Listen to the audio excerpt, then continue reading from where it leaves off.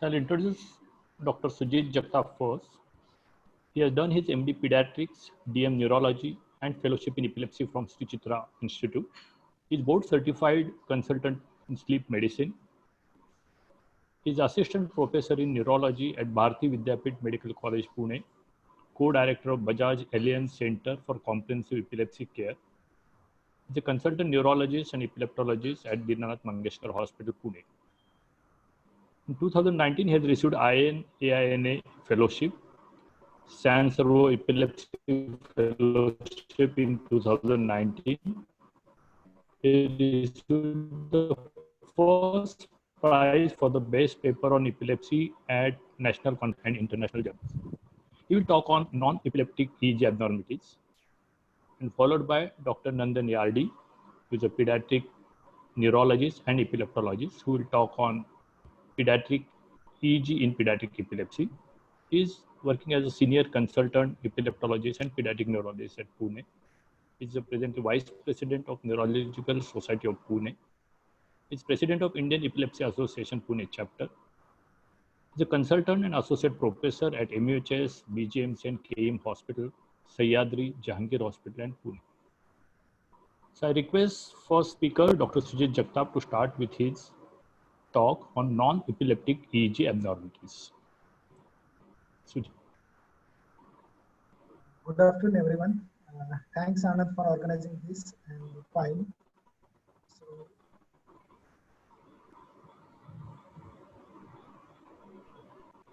you can share the screen. yeah. So today I am going to speak about non-epileptic EEG abnormalities. For last 2 days, we have learned about basics of EEG, in benign variants, then focal and generalized from discharges. So moving from that, Sujit, your voice is cracking. So what essentially we need is analyze EEG critically. First, we have to look at frequency, then voltage, waveform, then their manner of occurrence. Is it random, serial, or continuous? Then locus, reactivity, and then interhemispheric coherence. So EEG abnormalities can be epileptiform, which can be true, or there can be benign variants. Coming to non-epileptiform, it can be focal or generalized abnormality, or there may be some periodic pattern or lateralized pattern. So the outline of my presentation will be, I will first show some focal lesions or focal pattern, then encephalopathy or coma, followed by periodic patterns.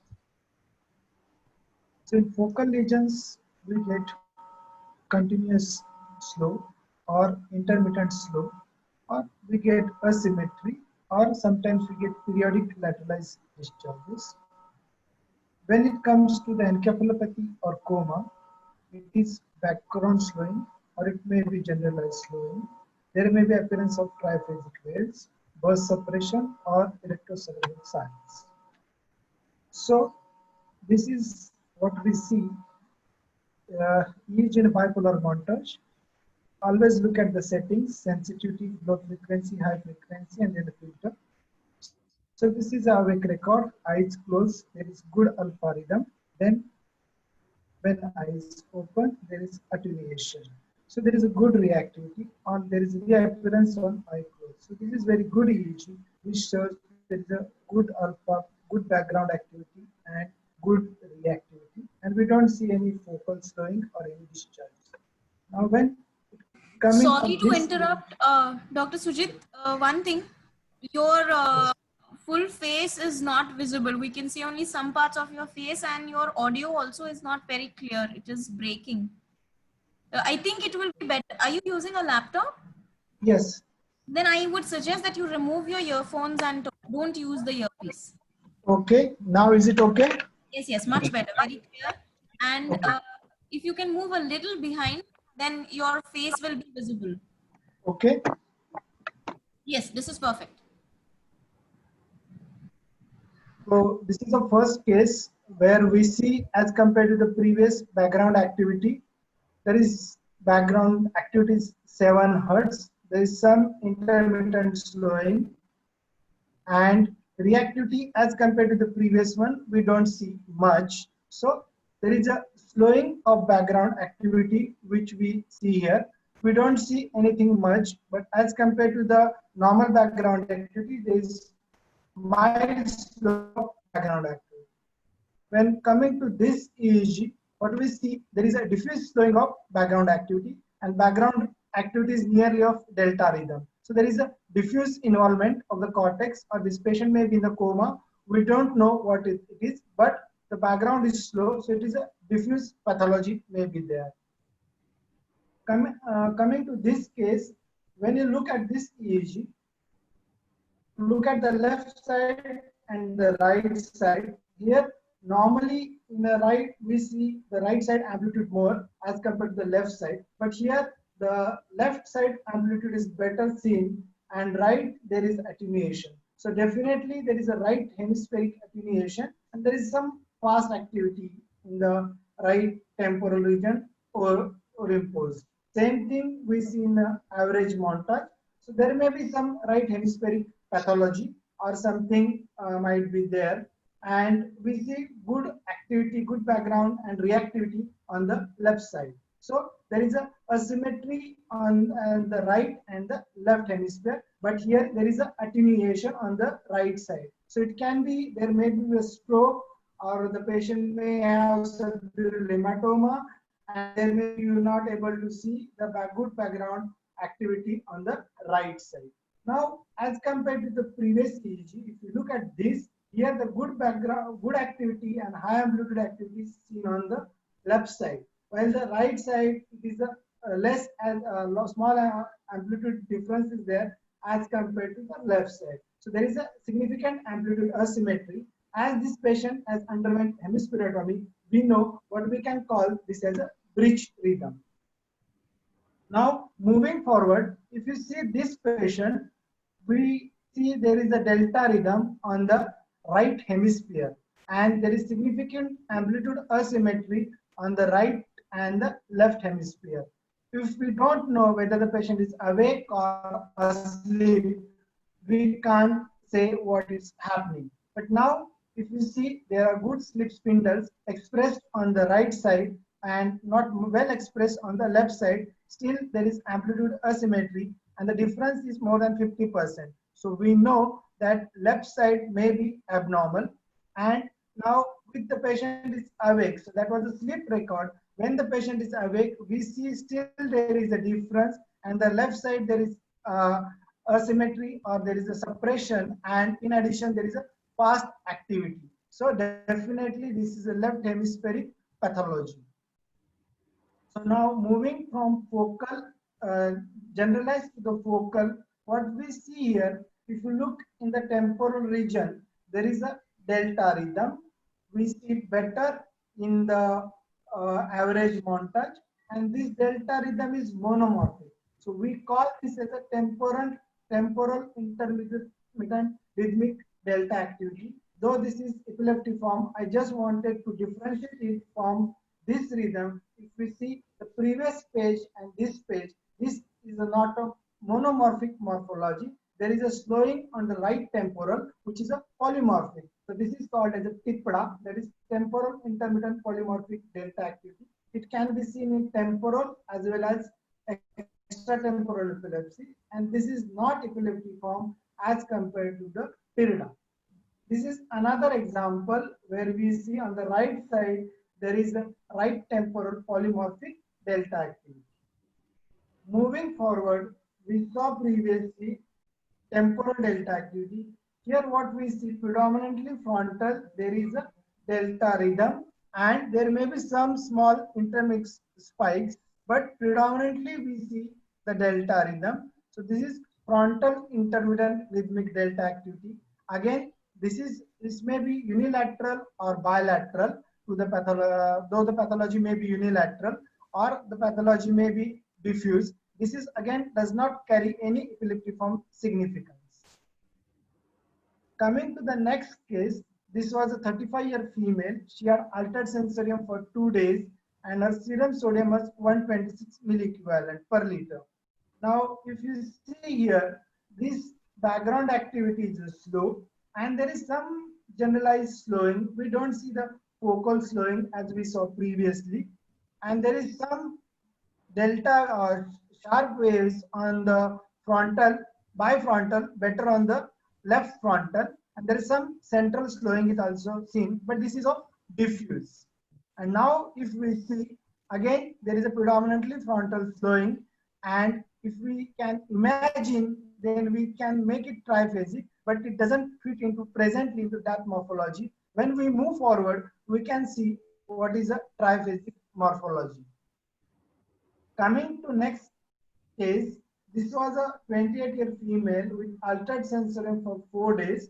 Her GCS was 6. There were no lateralizing signs. Her urea was 86, creat was 3.2, and sodium was 124. So we know this is metabolic encephalopathy.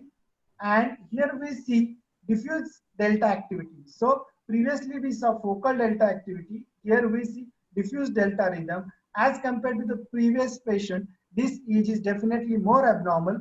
And then we see intermixed theta rhythm. So, and if we see this page, there is a suppression of this activity, and then there is again emergence of a delta activity. So this is the varying spectrum from previously we see just mild diffuse slowing. Here we see diffuse delta slowing. Previously we saw intermittent theta rhythm.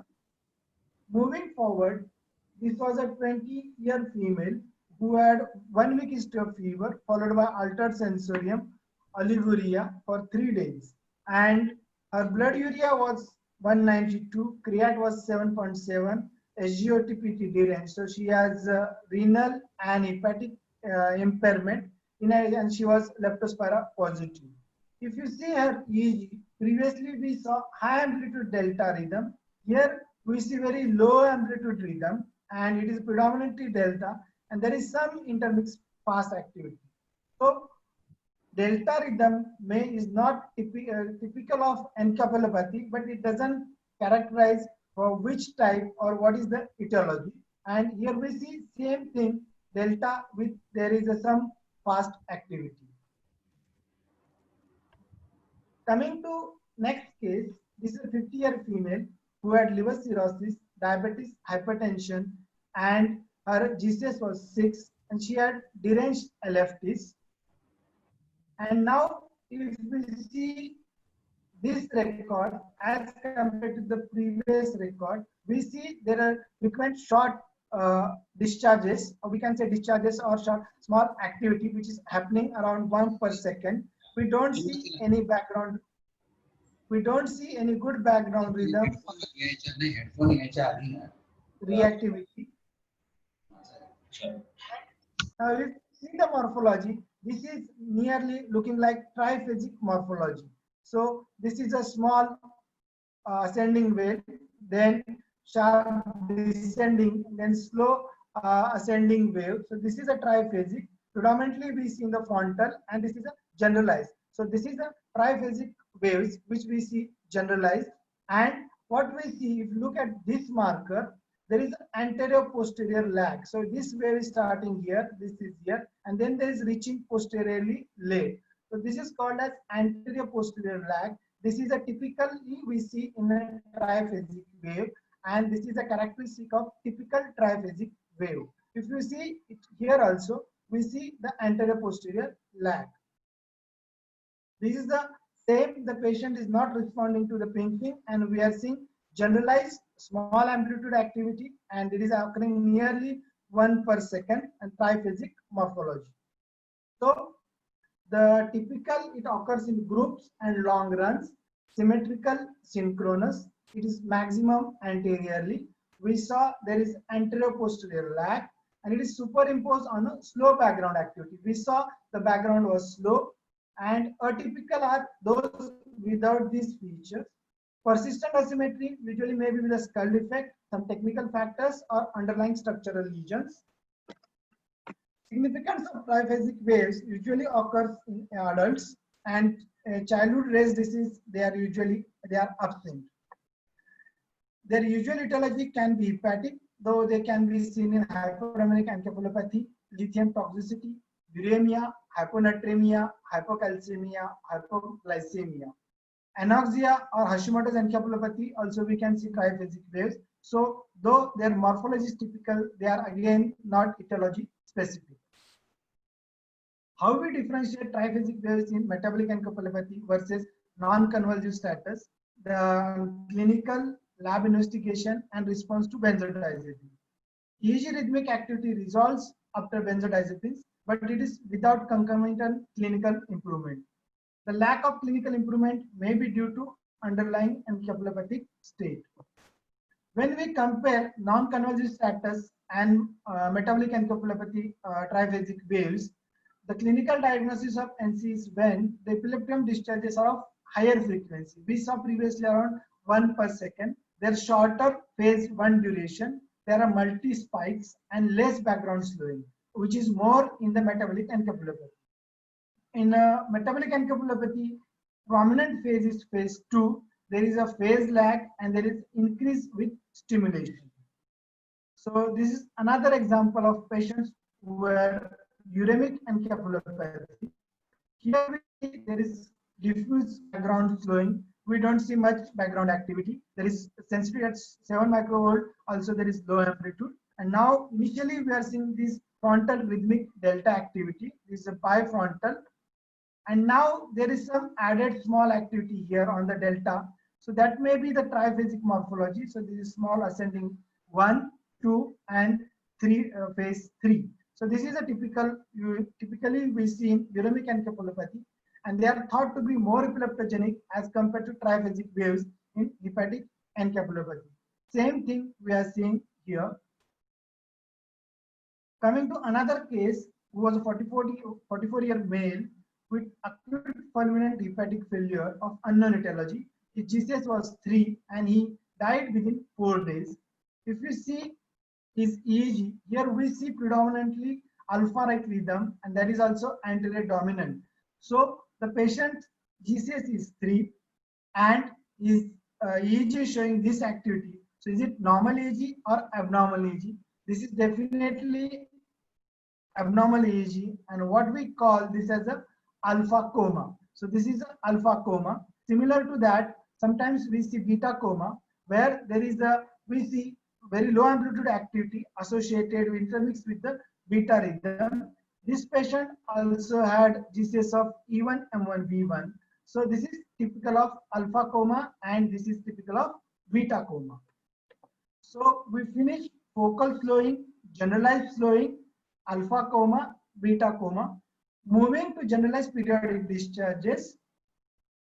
By definition, these are the complexes that occupy at least 50% of standard 20-minute EEG, and they occur over both hemispheres, symmetric and diffuse. They occur in a synchronized manner. They have diagnostic and prognostic significance. Whether they are epileptic or they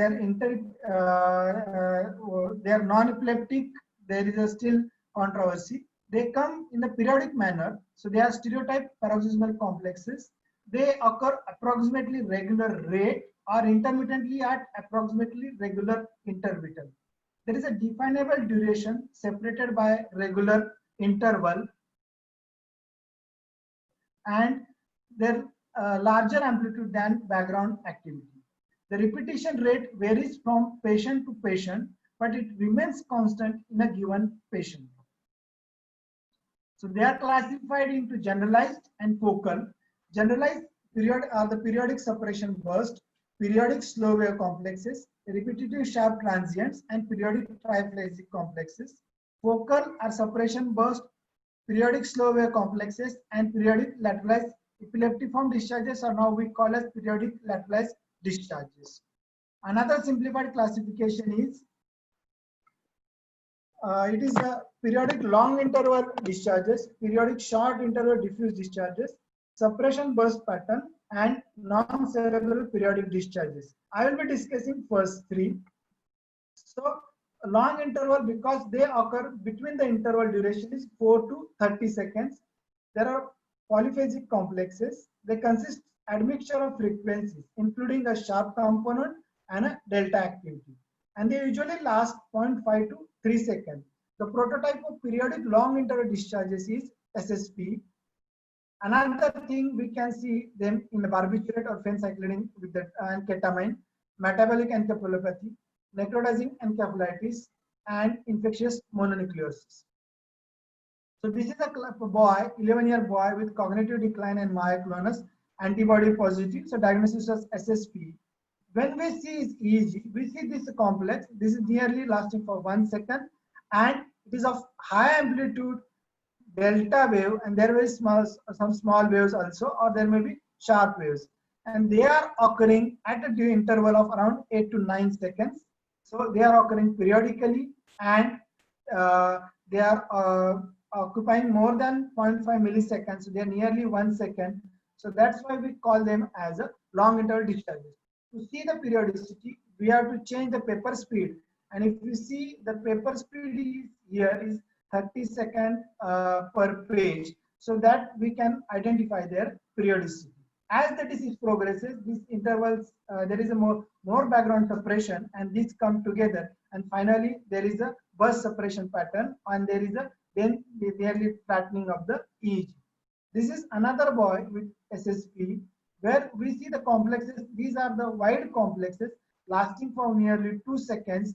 There are the delta waves, and there are some sharp waves, and they are occurring here around the interval of nearly 2 per second. So this boy may have progressed from stage 1 to stage 2. So they have started coming together. So that is a further progression of the disease. And the typical name for this is a Redermer complex, which is a typical for SSP. And when you change the paper speed, now the previously I showed it 30 per second. Here we see 20 at paper speed of 20 per second, and we see they are occurring periodically nearly every 3 seconds. Moving from long interval to the short interval, their interval duration is they occur usually in 0.5 to 4 seconds. They can be sharp waves, they can be spike and wave, polyspike, or triphasic waves. They occur synchronously over both hemispheres, and there is usually background attenuation between the transients. The prototype for periodic short interval discharges is a CJD. They also can be seen in anoxic encephalopathy, metabolic encephalopathy, as well as lithium toxicity, CNS depressants, and sometimes with the baclofen toxicity also. Rarely they can be seen in LGS, NCL, and non-convulsive status, or Hashimoto's encephalopathy. So this was a 58-year male, rapidly progressive cognitive decline. Then they had jerking, and MRI showed cortical ribbon sign. So if you see, as compared to the previous, these are very small discharges. These are nearly of a morphology of a spike. They are occurring 1 per second. They are generalized, and we don't see much background activity, and there is a suppression of background in between them. So that's why they are called sharp interval, and they may be sometimes resemble as a triphasic morphology, but we don't see the triphasic morphology. Predominantly, this is more of a spiky pattern, or they can be sharp waves. And they are occurring at regular interval. This is, whenever we see, we have to think of if the history matches, it is CJD. Another, if that is not matching, drugs like lithium toxicity or baclofen. And they usually sometimes disappear in the sleep. Sometimes they are irregular at the onset of the disease. This is another lady who had progressive dementia for 6 months and myoclonus ataxia since 4 months. Here we see they are predominantly, we see in the average montage, they are generalized, again occurring at 1 per second. And if we see now, they are usually seen better in the anterior, but here we are seeing the better sometimes in the posterior also. If these discharges are common in the posterior region, this can be a hidden height variant. So there is a criteria, EEG criteria for CJD, that these are the potentials duration between 100 to 600 milliseconds, and intercomplex interval, what we said, 500 to 200 milliseconds. These can be generalized or lateralized, and at least 5 repetitive intervals with a duration difference of less than 500 milliseconds to rule out semi-periodic activity. Moving forward from periodic diffuse discharges, this is a 38-year female. She had a complex partial seizures, left hemispheric, admitted in a status epilepticus because of query drug default. And this was the MRI, which is thought to be post-ictal. But if you see the EEG, these are the discharges. Previously, we saw 1 per second. Now we see these F3C3 and T5O1 discharges. So left posterior region occurring nearly at a frequency of 1.5 hertz per second, 5 hertz. And we are seeing some background activity. And these are lateralized. So these are periodic lateralized discharges, lateralized to the left posterior region. So we can call them as a periodic lateralized discharges. We don't see anything on the right side. We see them on the left side. If they are associated with the spike morphology, then they become like this. Then they become PLEDS plus.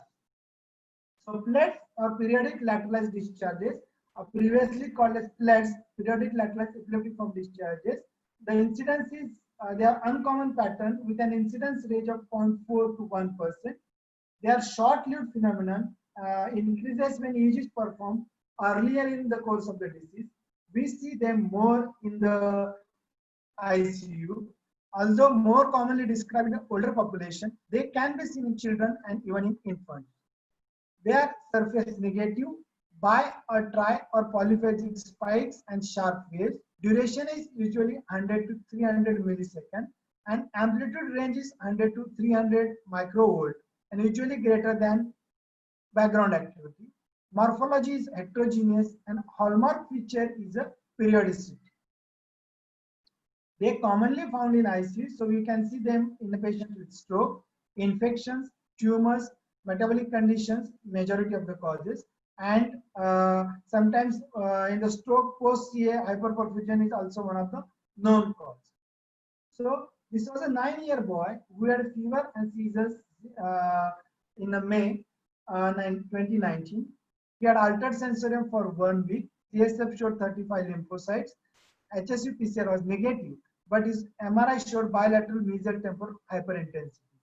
So we know this is maybe herpes encephalitis or this may be some other encephalitis. His EEG showed this right side periodic discharges. So these are lateralized. They are occurring nearly 1 per second. And now if we see left side, there is something is happening, but is not as evidence as to the right side. So these are right periodic lateralized discharges. We see them better now in the average montage. But if you see now, there is something happening on the left side also. And when the discharges are repetitive, these are called PLEDS plus. And when they occur on the other hemisphere also, independent of the right hemisphere, then we can call them as a biplets. This is an interictal continuum, and they can evolve into the seizure, or they may remain chronically like this, or they may disappear. So we see same thing here. There is a repetitive periodic discharges right side as well as on the left side, but better seen on the right side. So moving from lateralized pattern to burst separation pattern, it is characterized by the contrasting adjacent difference in the amplitude. The amplitude of burst may vary from low amplitude to a high amplitude. Most often it is between 20 to 100 microvolts. Suppression may vary in amplitude, but almost always within the range of electrocerebral silence to the medium amplitude, that is 50 microvolt. And there should be more than 50% decrease. Burst suppression pattern, within the burst, the activity may consist of a spike, a sharp wave, and discharges of almost any other frequency, often associated with myoclonic jerks, sometimes transient eye opening and closure. They are bilateral synchronous. They are not stimulus sensitive. And they are not related to seizure activity or interictal. So if we see here, this is a burst which is of varying morphology. We see here is the delta activity. Then we see some spikes, and then we see suppression. Then we see another burst. So this is a burst suppression. And here we can see another patient who had 11-year boy with anaphasic encephalopathy is evolving into burst suppression. So there is a burst here, then there is a suppression, and that is independent on the both hemispheres. And day 7, this is a further progression. We see now there is a generalized burst, then there is a significant suppression, then there is a burst. So this is a typical burst suppression pattern. And when we change the speed, paper speed again, we can see they are occurring periodically. So progression of burst suppression pattern precedes electrocerebral silence. It indicates severe insult to the brain. When this pattern occurs, prognosis is grave, and mortality rate is nearly 96%, and sometimes it is 100%. The grave prognosis of the suppression burst does not apply to infants and premature babies. So the causes can be hypoxic encephalopathy, acute intoxication like CNS depressant or barbiturate, or it can be iatrogenic when we give the drugs like pentobarbital coma, or it can be secondary to hypothermia also, late stages of SSP, or it can be Hips arrhythmia variants. So to conclude, non-epileptiform EEG abnormalities provide evidence of brain dysfunction of focal or generalized. Many pathological procedures lead to their appearance, and proper analysis help in the diagnosis. The EEG record should be compared with the medical history, physical examination, laboratory test, and neuroimaging. EEG abnormalities are not specific to a particular disorder, but they direct our attention to the diagnostic possibility. Thank you. Thank you, Sujit. You have covered very well the all non-epileptic abnormalities. I think you have few slides as a quiz. I request Dr. Nandan Yardi to take over. He will talk on EEGs for pediatric epilepsy. I have to stop slides. Yeah. We'll do the quiz together at the end. Yes. So I have to pause share, or You have to stop sharing first. But does he want to do the quiz before he stops sharing? no, afterwards we can have a quiz. Okay. Yeah. You will have your talk, quiz, and then lastly, Sujit, you can conduct your quiz. Okay. Yeah. I have to now So you share. have to share your screen. Yeah, it is. Can you see that? Yes, so are there any videos in your talk? There are no videos. Okay, perfect. Okay. Can you see the screen well? Yes, yes, I Yeah, can. we can. And can you hear me also well? We can see well and we can hear well. Yes. Very well. Yes. Uh, thank you, Dr. Anand, for giving me this opportunity to talk on the pediatric EEGs in this fine webinar. The pediatric EEG is slightly different from the adult EEG, and we have heard very good talks on the technology, then all the various the waveforms, and other normal variants. And just now Sujit gave a very nice description of all the abnormalities that he just showed, not the normal variants that he showed. Now the pediatric EEG would be a little different from the adult EEG because the brain, the meninges, skull, bone, scalp, head size are different, and they are all maturing from time to time. The child's behavior and ability to cooperate is very important while doing an EEG. Recording and interpretation according to child's maturational age and developmental age has to be taken into account. And one has to consider normal and abnormal features at every age while interpreting. So age-wise, these things are changing. It's a highly dynamic kind of situation, and the interpreter and the recorder both have to, the EEG technician has to take into account several factors to get a good yield and a good reporting of a pediatric EEG. So this may, as you can understand, take much longer to do, to set up a test, maybe 2 to 3 hours in all if the baby can sleep well, even if the recording is only for 20 to 30 minutes, because we need a sleep and awake record, which is very important in children. And a sleep deprived is even better, as was mentioned by the past speakers. Picking up abnormal maturation for age is a key factor. So everything is maturing, and we have to consider all that. Even the myelination is starting around 16 weeks intra-utero, but from 24 weeks onwards, it goes on all the way up to 2 years. And there are several studies, as you know, on MRI, looking at the T1 sequences which precede the changes, and then the T2 sequences, and finally what we get is on the flare sequences, few months apart.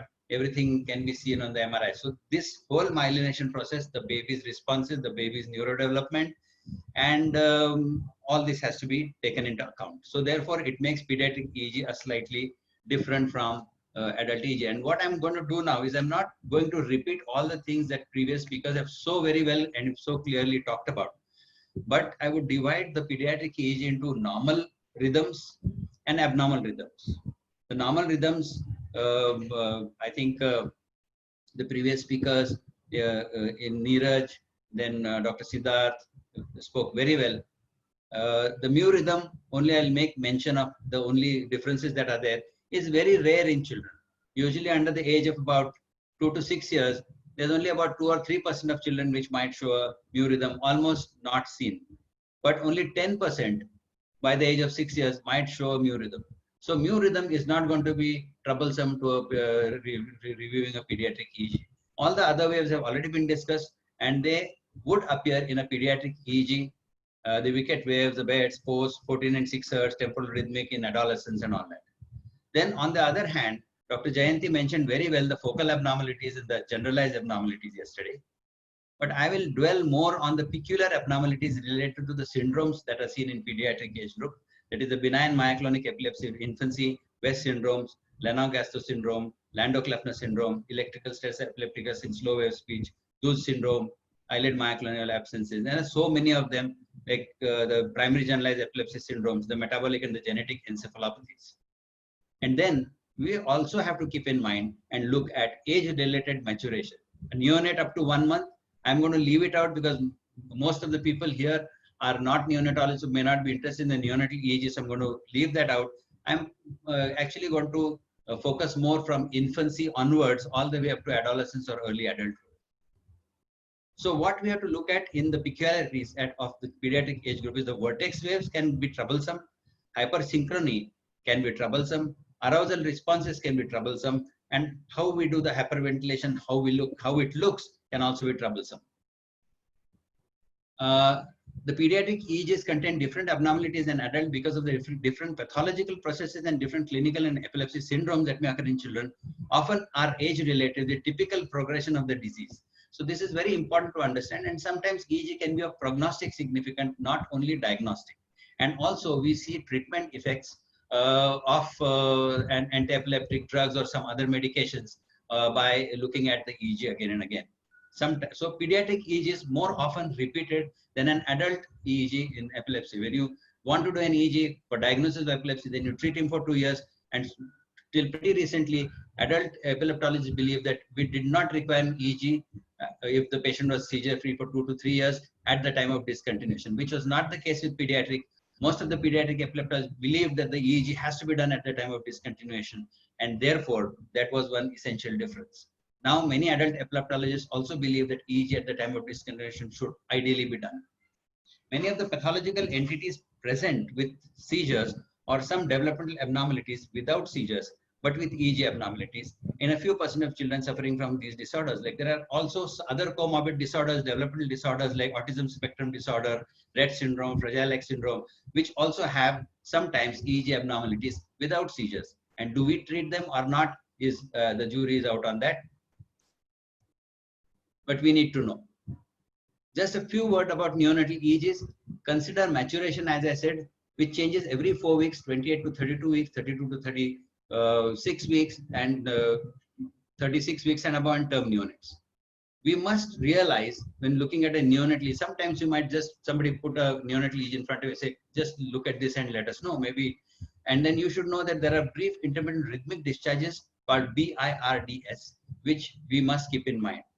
And electrographic neonatal seizures also we should look at with caution. The burst suppression pattern, however, as Sujit said, is an invariably indicates an invariably poor neurodevelopment outcome, but not always 100%. We have seen a few babies at very severe burst suppression and eventually did quite well neurodevelopment.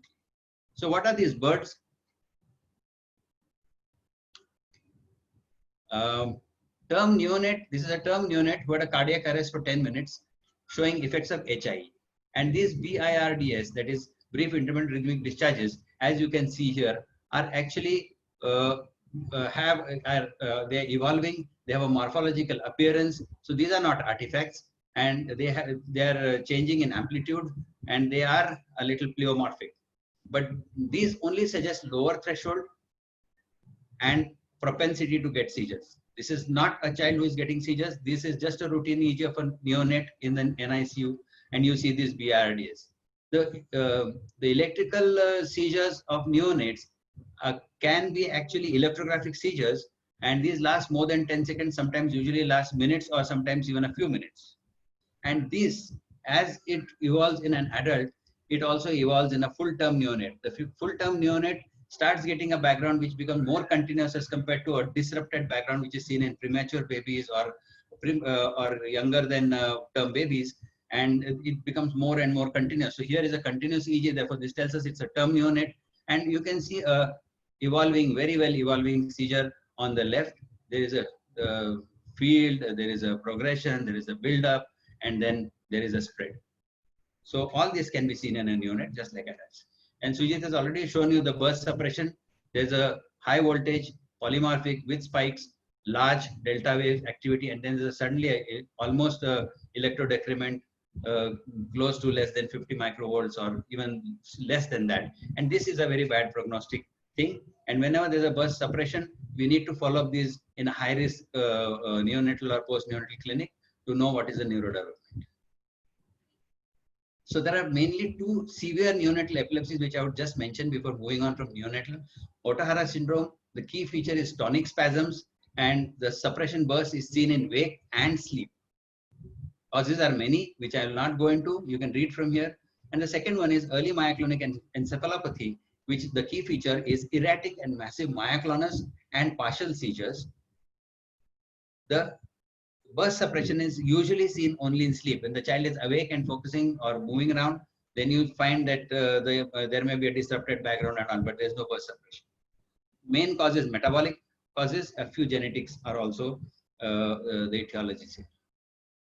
Coming to hypnagogic hypersynchrony, this can look pretty aggressive in children. We saw the hypnagogic hypersynchrony being presented before. It's a very common to see it in children, and may last almost up to the older child, maybe 10 to 12 years. But the younger children usually show hypnagogic very commonly in the EEGs, and to the uninitiated, this might look like sharp spikes or series of spikes. Sometimes in the hypnagogic, you might find a small spiky thing like this, and then one starts wondering whether this is some kind of a epileptiform discharge. So one has to be careful. The other thing that we must know is arousal responses. This is a 6-year-old boy who was asleep. A hand clap was given. You try to give a hand clap, and with a hand clap, what you see that there are vertex waves which are pretty high amplitude which come up, and then again he's back into his sleep stage. But when you then after that you call his name, when you call his name again, you get the same response, followed by again a build-up of almost high amplitude activity over here, which is more central, and then he wakes up. And as he wakes up, this kind of delta theta activity, the theta activity starts sort of changing into alpha for that age. So this arousal response, sometimes one might feel that there is some abnormality here or here. So this one has to be careful while seeing a pediatric EEG. When we do hyperventilation in all patients, but in infants and younger children under 2 or 3 years, it's almost not possible to do it. But older children, when we do, we must realize that after about 2 minutes of hyperventilation, there can be very high voltage, slow theta activity. And again, there can be some spikes embedded onto that spike-like activity. I can't show it very clearly here, but there is a little bit of a change in morphology, and one might be mistaken. You might have on the background, there is this high voltage activity. And about 50 seconds after hyperventilation, it goes back to a more resting posterior rhythm. The hyperventilation again is dominant anteriorly, as you can see. The highest waves are here, and then posteriorly again it is less. less. So this is the kind of thing that we must keep in mind. Do not report this. Post has already been discussed very well. Posterior slow waves of youth were also discussed by Dr. Siddharth. But they are only, I want to point out, they are most commonly seen in children between 8 to 14 years, but uncommon under the age of 2 years. We can still see them around between 2 and 8 years. So one has to be careful. They have a 15% incidence in persons aged 16 to 20 years, but are rare in adults after 21 years. So that's why they are posterior slow waves of youth and therefore are lost in adult. The main thing is they are always accompanied by the alpha rhythm and are attenuated with eye opening and disappear with alpha rhythm during drowsiness and sleep. Benign Rolandic epilepsy, Dr. Jayanti had already talked about this yesterday. This is an 8-year-old boy with sleep-related seizures, usually affecting the face, upper limb. There is the twitching of the mouth, drooling. There may be complete preservation of consciousness or only partial preservation of consciousness, and later on he may lose consciousness. Much to the surprise of the parent that he was able to describe his feelings and seizures at that time. These are mainly from Rolandic or almost opercular regions.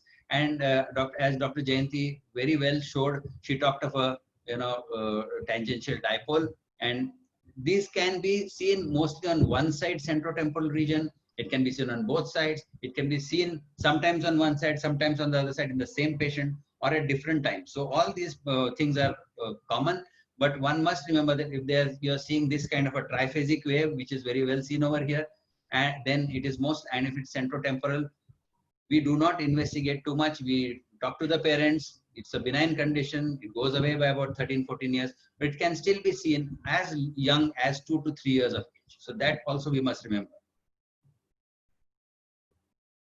Now, this is a 14-year-old female who has late onset occipital epilepsy with occipital spikes. As you can see, very well-defined spikes. They've got a little bit of a field over here, but not too much, not spreading too much, well-defined to parieto-occipital or temporo-occipital region, not so much temporal as well, but mostly occipital.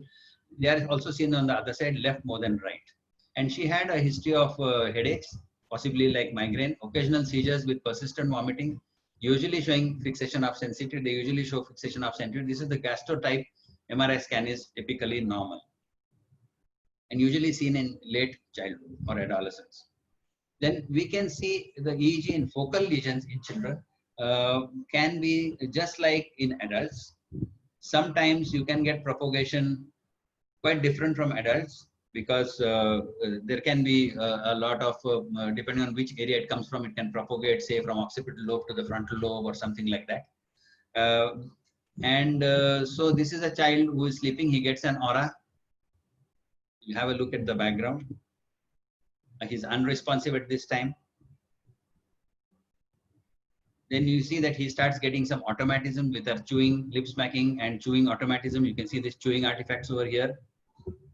This is about 20 seconds after that.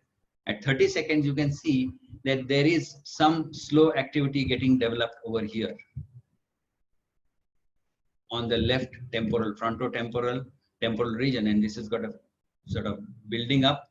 It is spreading in this entire temporal chain. And then if you change the settings to get rid of the artifact, you can actually almost minimize those chewing artifacts. He's still chewing. These are the chewing artifacts. But then what comes underneath quite clearly is that there's a rhythm over here, which is mostly continuing to build up in the left temporal. So this fellow had a left temporal epilepsy and he has been surgically treated and he's seizure free for the last 2.5 years. Before this, I would like to also mention, going back, the other type of occipital epilepsy that is seen in slightly younger children, maybe between 2 to 3 years, but mostly 5 to 6 years, is the Paniatopoulos syndrome, which is, it's quite a broad syndrome because the semiology can be quite different. What children have is a lot of autonomic features. They can have perspiration, they can have tachycardia, but you should look at the pupil to see if there's a pupillary change, and that pupillary change is a good pointer that during the seizure, if you can see the seizure, if the parents can look at it, is a good indicator that it's likely to be a Paniatopoulos syndrome. Presenting with such complex partial seizures may be associated with vomiting. And the other thing is they might have behavioral change a few hours or a few days before they get this episode. They usually grow out of it. So that is one thing I wanted to mention. But there again, as against the gastro type of occipital epilepsy, which comes later on in life, you have a much wider field. The field here is restricted to the occipital lobe. In the Paniato-Polar syndrome, you will have temporo-parieto-occipital, sometimes even frontal. So as the disease progresses over a few months to a year, you start getting distant sort of spread of those discharges. And because there are some connections between occipital and frontal lobe, some kind of loops, you find that even frontal, towards the later part of Paniato-Polar syndrome, you start getting even frontal discharges, right? So that must be kept in mind and should not be confused. So focal discharges can progress just as in adults and should be looked for. So I'm not going to dwell too much on this. You all know, all those people who look at EEGs and progressions and video EEGs know all this. So I'm not going to do that. Looking at generalized epilepsy syndromes in children, the childhood absence epilepsy has already been discussed. This starts very abruptly. It's one point at which the whole thing is starting. Child becomes blank, maybe 2 to 3 seconds, 7, 8, 10 seconds. And then there's a rapid offset. The background is normal. And there may or may not be a family history of epilepsy. These are genetic generalized epilepsies as per the classification. And they usually children grow out of this. So it is to be recognized. Hyperventilation precipitates the absence episodes. Now it is important to ask associated features when a child has absence. If the child has absence beginning say 3 to 6 years or 7 years, it's called childhood absence. If it starts in the juvenile age group, 8, 10, 12, 14 years, then it's called juvenile absence epilepsy. And there is a syndrome called eyelid myoclonia with absences. You must ask or look for a history of eyelid flutter or eyelid myoclonias, which is a distinct syndrome from the childhood absence epilepsy and the juvenile absence epilepsy. They can also have some perioral myoclonias along with that. And this is more difficult to treat. They usually there is also some neurocognitive deterioration over a long term, and anti-epileptic drugs have to be continued for much longer. Whereas with childhood absence epilepsy, you could start with ethosuximide and or valproate, and you can get rid of the absence episodes very quickly. And over a period of time, you may think of stopping the medication, good control, and then get the baby off, child off. Juvenile myoclonic epilepsy, I need not dwell too much. Usually seen in adolescent to adult females, and usually you have a 2 to 4 or 4.5 hertz discharges here, and they're usually generalized, but they could be relatively focal like this one, or sometimes you might even have fairly normal EEGs, maybe some little temporal slowing here and there, so that must be kept in mind. This is the eyelid myoclonia absences. These usually last much longer. They would probably have an onset which is abrupt, just like absence, childhood absence epilepsy. But this can go on for pages and pages and pages. I've seen patients who have had 3 or 4 pages of eye flutter going on, and so that is not a very good syndrome to have and difficult to treat. Now, a few EEG patterns are associated with more specific etiologies for encephalopathy. Now, encephalopathy is having covered focal and generalized patterns. Now, a lot of pediatric epilepsy is related to patterns and the semiology and the underlying etiology and the progression and the prognosis and the course of the disorder. So, it's all looking at syndrome, looking at all these patterns and fitting them into different syndromes. So, the few EEG patterns which we'll look at for encephalopathy, which is a huge group, is that periodic pattern, anoxic encephalopathy, and certain encephalitis. Triphasic waves already mentioned by Dr. Sujit. Low voltage fast patterns like alcohol withdrawal in adolescents. A lot of adolescents are now into alcohol and substance abuse, so we must keep it in mind. And we do see cases consuming all these things. And burst of high voltage delta activity interspersed with mixed frequencies will give an idea of PCP intoxication. Coming to symptomatic epilepsies, which is a large group amongst epilepsy because of a lot of comorbidities that occur with children related to anoxia, metabolic, toxic, traumatic brain injury, degenerative diseases, genetic diseases. The most important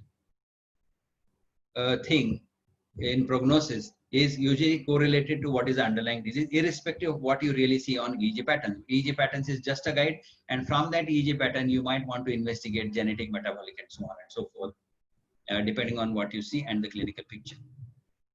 So I'm going to skip this because it's already covered by Sujit just now. But diffuse multifocal slowing is often seen wherever there is diffuse cerebral damage, just as you see in this scan. And this could be again traumatic, metabolic, toxic, lot of other demyelinating also can produce all these things. So this has to be looked at, and this is a very diffuse slowing, and the outcome depends on the etiology again.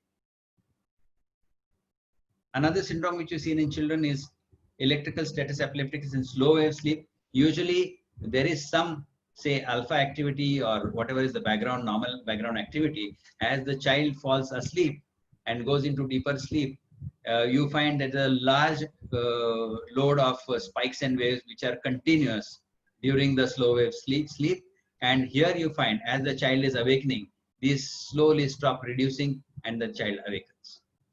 So in awake, the EEG is absolutely or nearly clear, except for a few spikes. But as soon as the child falls asleep, either during day or night, you find that there are a large number of very high voltage. These also are almost kind of triphasic waves and very, very frequent. So more than 85% spike index is there in many of these electrical stations. They are difficult to treat.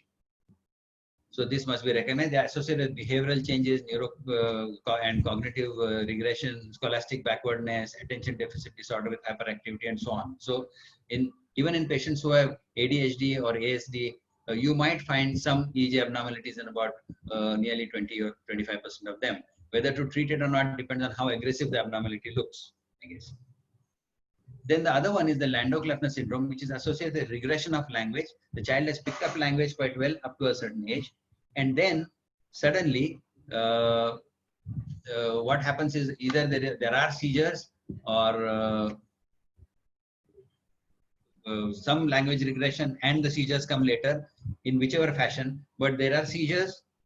There may be focal seizures mostly, usually affecting the face or the hands, or sometimes secondary generalized seizures. And then you also have a significant auditory agnosia and language problem. So this is what you see. Again, you have triphasic waves, mostly in the temporal region, the anterior temporal opercular region. And this again is considered a spectrum with the electrical status epilepticus in slow wave sleep on the one side and Landau-Kleffner on the other. And the patients may move in between this syndrome from this end to the other. And the treatments may be varied, benzodiazepines, immunoglobulins, and so many treatments have been tried. Then we come to the metabolic or genetic progressive encephalopathy. This is a child who is the third kid affected in the family. Two of the previous kids had died. And then he had a genetic progressive encephalopathy. And this is what you see. You see some fragmentary myoclonus. He was admitted to the ICU with fragmentary myoclonus. And very bad neurodevelopmental outcome. No speech, no recognition, spastic, mentally retarded, and all that. And you find that there are these intermittent spikes and a very bad background which is showing significant slowing multifocally. So there are these large group of encephalopathies. When you have this kind of EEG, you must look for the cause of the metabolic and genetic causes, some of which are very easily treatable, and or at least you can then counsel these patients accordingly. Then we come to the West syndrome. West syndrome consists of mental retardation, infantile spasm, which are salam attacks, and Hips arrhythmia. Hips arrhythmia is high voltage polymorphic, very high voltage, almost 300 to 500 microvolts discharges with a severe disruption of the background and periods of relative attenuation in between, right? And when you have a spasm, you'll have a burst of discharge and then have a very fast attenuated fast activity in between. So those are when you get an ictal one.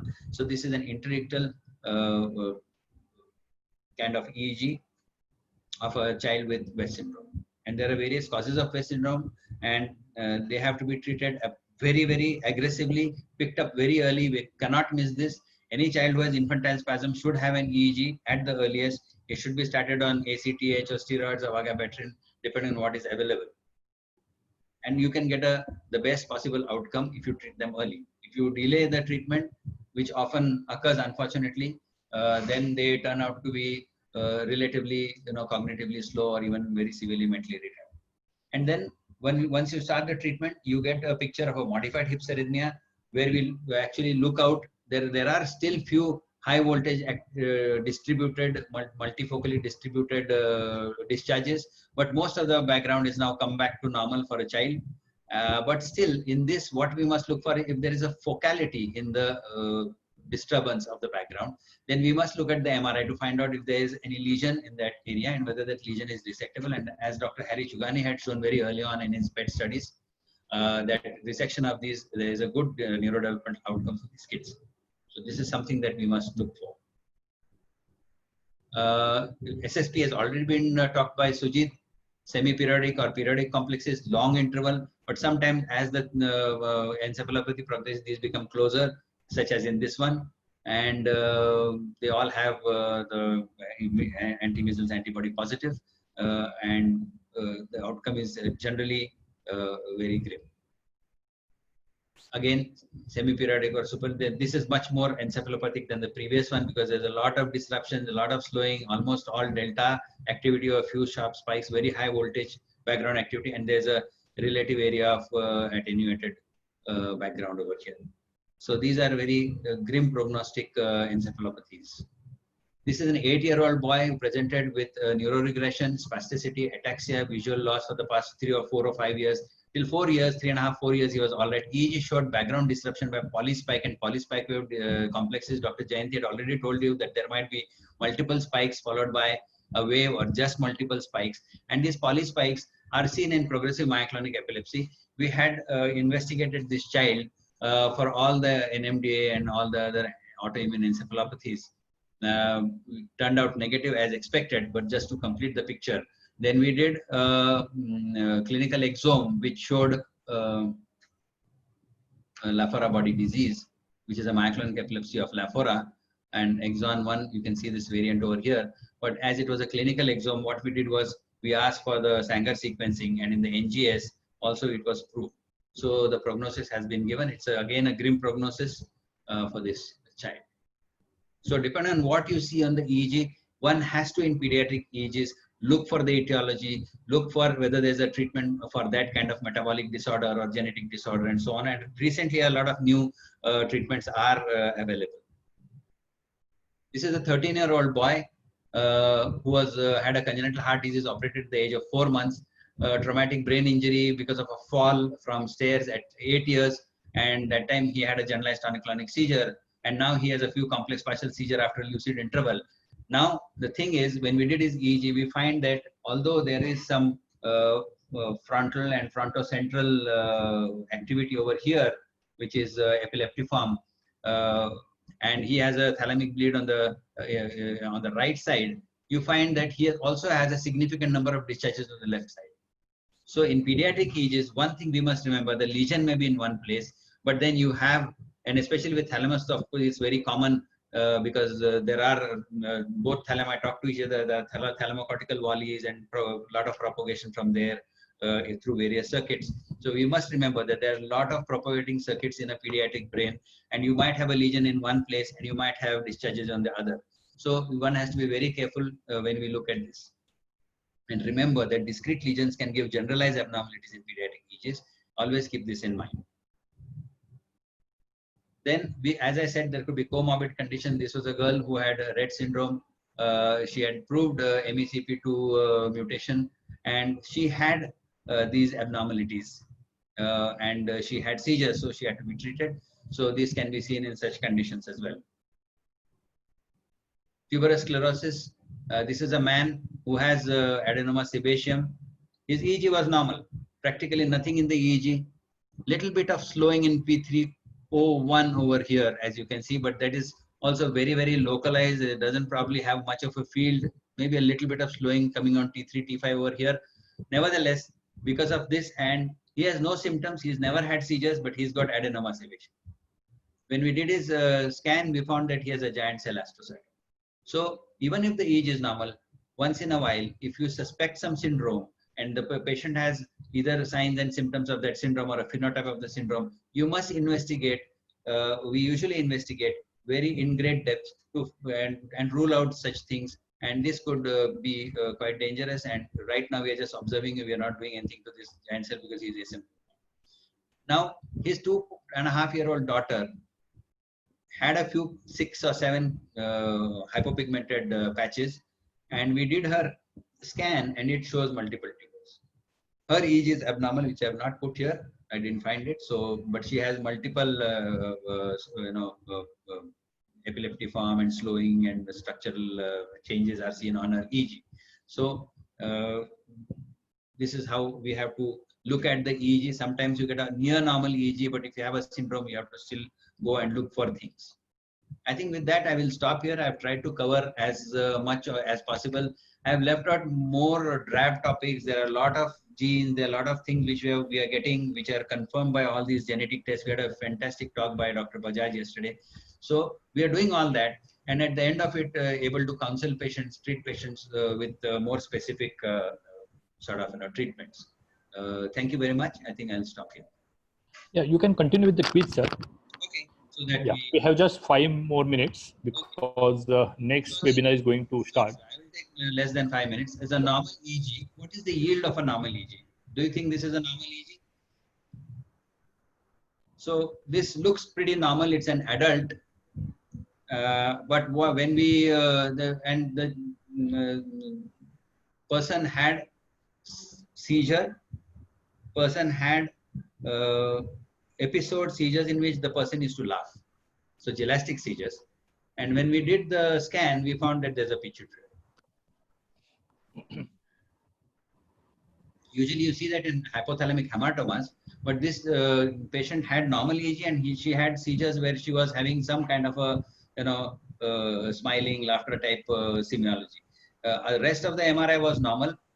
Often we see that hypothalamic hamartomas, especially in girls with precocious puberty and gelastic seizures, is very typical that we do an MRI to look for hypothalamic hamartomas.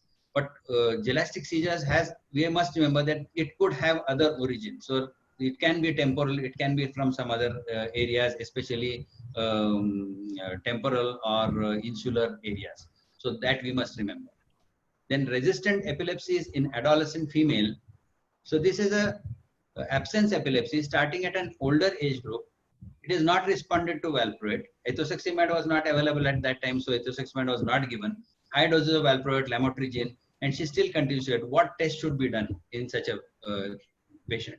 So we do CSF for GLUT1 deficiency, and we can do the genetics of this. And this is what one should not miss in a child who is resistant to, with absence epilepsy, resistant to antiepileptic drugs. And this can even be seen in adults. Now, what is this phenomenon? You see these EEG waves, and you can see that these EEG waves are looking pretty rough. So these are almost delta activities, and there is a lot of brush-like activity superimposed on this, very fast, 25 to 30 hertz or maybe 35 hertz. And this is very typical of an autoimmune encephalitis called NMDA encephalitis, and for which you will have to do the anti-NMDA antibody test on serum as well as CSF.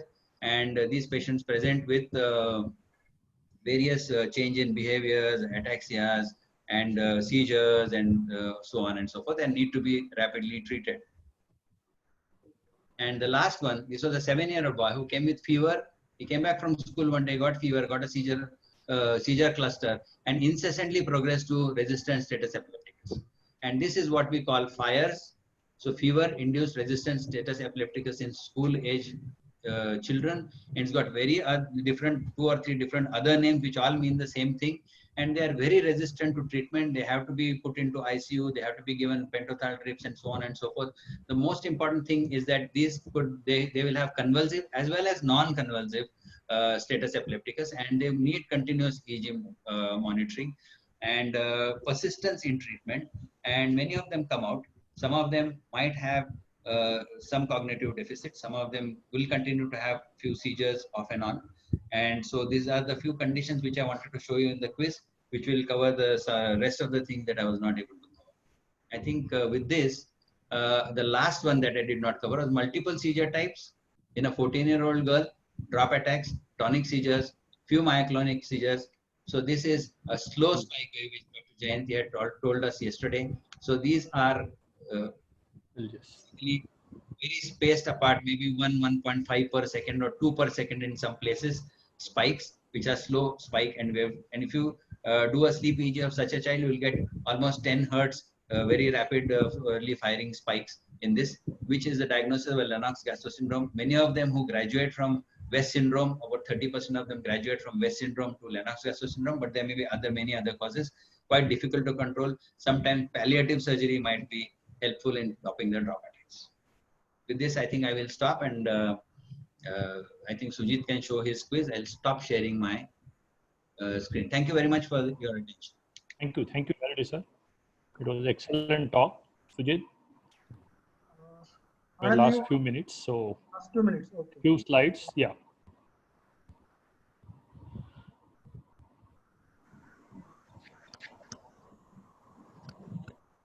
Okay, you are able to see my screen? Yeah, you can maximize the. Okay, it is go done? to the slideshow, yeah. Okay. So what we see in this, I'll call you. I'm on meeting. So whether this is like short interval periodic discharges, whether this is burst suppression, or what else it is. If we look carefully, we see only activity in the lower channels like central and temporal, or like posterior, and these are coming with the EKG. So these are like EKG artifacts. But if we see, there is nearly electrocerebral silence. The amplitude is, if you see, we are seeing at 2 microvolt per millimeter. So it is nearly electrocerebral silence, or there is a complete separation of the background activity. We don't see any background activity. Many people ask what is the difference between burst suppression and attenuation.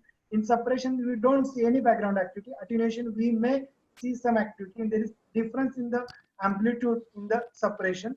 So this is, we see EKG artifact, and this is an example of electrocerebral silence, or what we say brain death.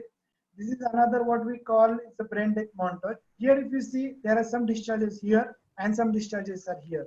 So whether these are periodic complexes, again, it is not periodic complexes. These are the ventilator artifacts. So these are cyclical artifacts. And if you see, these are another artifacts where they are out of proportion. So again, we see some EEG artifacts and some ventilator artifacts. Same thing we see here. So these are the ventilator artifacts. So we should be seeing them properly. Again, this is like, if we see, we are seeing at 2 microvolt sensitivity. So this is again going more in the favor of brain death. Coming to this, these are the periodic discharges. There are some spikes, but predominantly these are periodic discharges. Left frontotemporal, so we can call them as a periodic lateralized discharges, and they are evolving into some are into the spikes or some are into the delta rhythm. So if they evolve into the Caesar, we call this plates plus. If they don't evolve into the Caesar, we call them plates, only plates.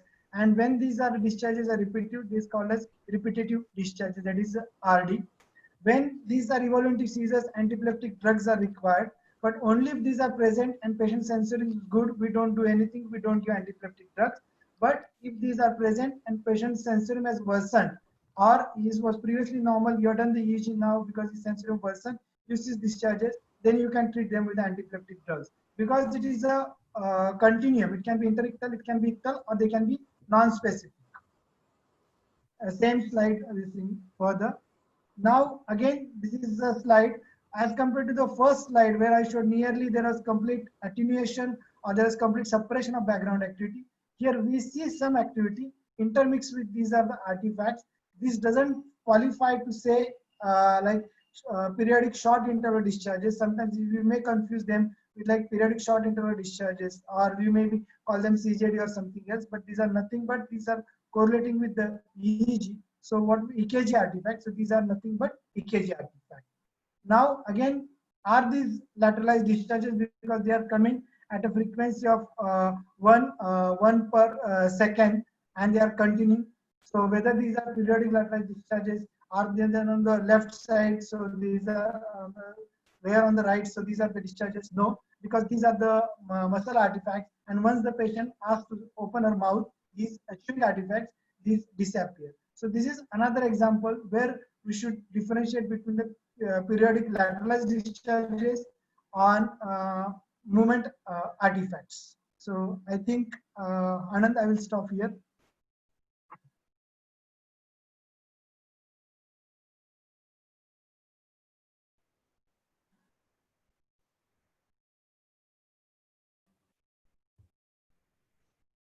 Okay. Anand? We can stop. Take it. Okay. You can say thanks.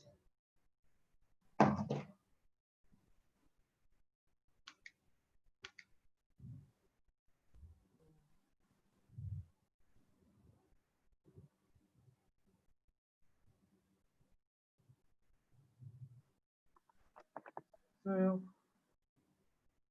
I think I am. Been asked to stop the webinar. Dr. Anand is not getting connected. We'll wait for a minute. Otherwise, thank you, Dr. Anand, Sujit. Dr. Sujit, thank you very much for a nice presentation. And thanks to all the speakers who took part in the webinar in the last 3 days. There was, I think, excellent way to learn. And I'm sure many people were able to look at it and now understand more about EEG and when it is to be done, how it is to be recorded and all that. And thank you, Dr. Sudhir Kothari, Dr. Devashish, and